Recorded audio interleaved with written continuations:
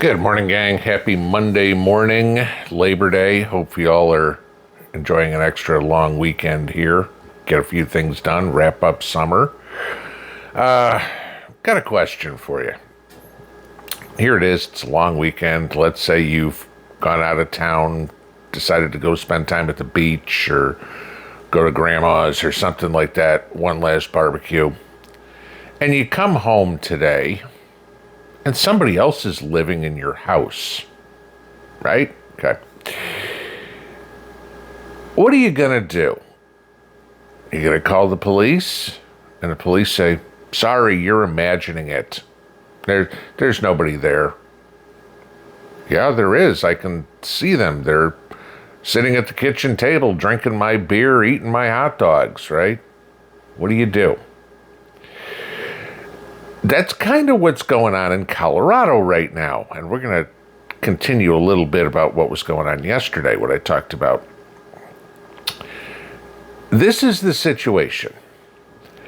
And this is how stupid this has got. And I can tell you what's going to happen next. So, Jared Polis, the governor of Colorado, has now flip-flopped and agreed with the people in Aurora that, gee, there's a bunch of illegals that have taken over apartment complexes by force. Now, he's the governor of the state, okay? He has the authorization to mobilize the National Guard, mobilize the state police to do this.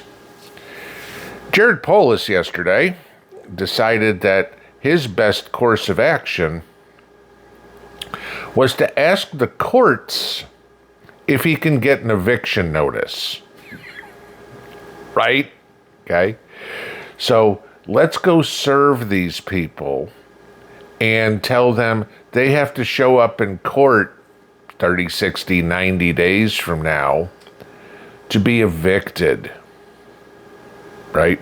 Now, we all know what the squatter issue that we've had for the last few years with COVID and people moving into houses, and there's been the whole big hullabaloo about how do we get them out, and the police can't do anything or whatever. I'm sorry, somebody comes into my house and I come home and they're here, they're leaving in a body bag. That's it. You don't have any right to be here. I don't care. All right. Simply put.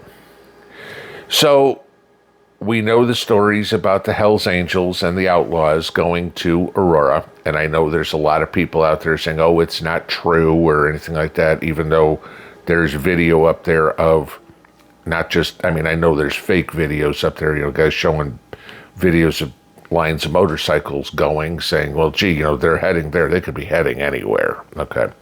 But when you have video of members of the Hells Angels saying, we're going, okay, that's a little bit more authentic. Let's put it this way. So what's going to happen? Well, there's the big question, and I'm going to give you a real simple answer. The Venezuelan gangs will fight, will lose, and the ones that are left, well, they're going to leave. And where are they going to go? Oh, I'll give you a real good idea. They're going to go to California. Why? Because California is so pro-illegal. The Venezuelan gangs can be like, hey, why do we have to worry about taking an AR-15 in? We can just go and say, give me $150,000 and I'm just going to buy these people out of apartments and I'm going to collect rent on them. And oh yeah, that $150,000 doesn't have to be paid back until I sell the apartment, which I'm never going to do. So I'm just going to collect rent all the time. You have to understand the deal with these criminal gangs. They're not smart people. Obviously, they're criminals, okay? But they're not stupid. They know how to play the system. They knew how to play it in Venezuela. They know how to play it in the United States. And playing it in the United States is a whole hell of a lot easier because our answer to everything is, I'm going to sue you. And then it gets dragged out in court forever. Now, mind you this, all these people in Colorado, they don't have a house to go to tonight. They don't want to wait 30, 60, 90 days for this to be heard. They want their homes back now. Now, for all the people that say, oh, the Hells Angels aren't going or whatever, I want you to think about that group in particular. They are extremely patriotic, okay? They are very cognizant about turf, if you want to use that term, okay? And this entire country is their turf. They don't like to see it taken over. You can say whatever you want about their connections with the cartels. These Venezuelan gangs aren't the cartels, guys. These aren't the guys that are supplying them with their product to sell on the street. These are guys that are causing problems. Now, the big question comes in here. Could it be that they were not planning on going at all, and the requests, if you will, from the citizenry are the reasons that they are going? Not necessarily that, oh, gee, we need to go defend these people, but, oh my God, all this talk is going on there. It's going to make us look bad if we don't. I want you to think about that.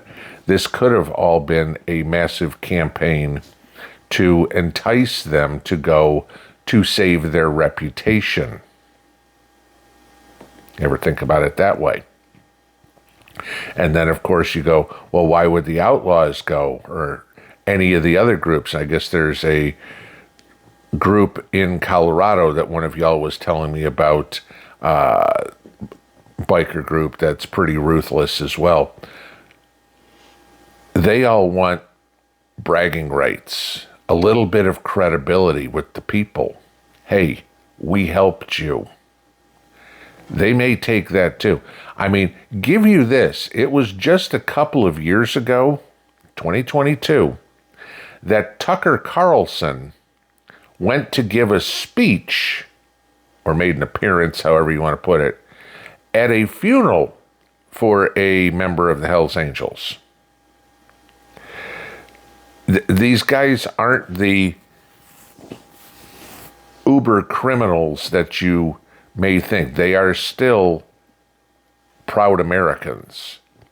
But when we have to get to a situation where vigilante justice is what we need in the United States because our governments have failed us. I mean, seriously, what do you think the Venezuelan gangs are going to do when they're given eviction notices? You remember that scene from the movie in Major League 40 years ago or whatever, where the manager takes the contract, throws it on the ground, and pisses on it? That's pretty much the same idea here, okay? And I certainly wouldn't want to be the process server that's going in there. You know, I'm going to go into a gunfight armed with a piece of paper. There's a great idea. You know, don't have a very long career, I'm betting. But this is what you got. This is in Colorado. This is inevitably going to go on in California. What happens when it comes to your town or near your town? We all live near one of them, okay? I don't care how red of a state you're in, you're somewhat near a blue city. Tennessee is about as ruby red as you get. Knoxville's nice and blue, okay? Nashville's nice and blue. Memphis is nice and blue. You can go through anywhere like that. I don't care. You live in Missouri, ruby red Missouri. Cori Bush is from St. Louis, okay? She's gone. It's coming. They are going to try to take over. And the Biden administration and the Kamala Harris extension of that, Obama's fourth term that he's trying to go for, this is exactly what they want. California wants to give $150,000 to illegals so they can buy houses.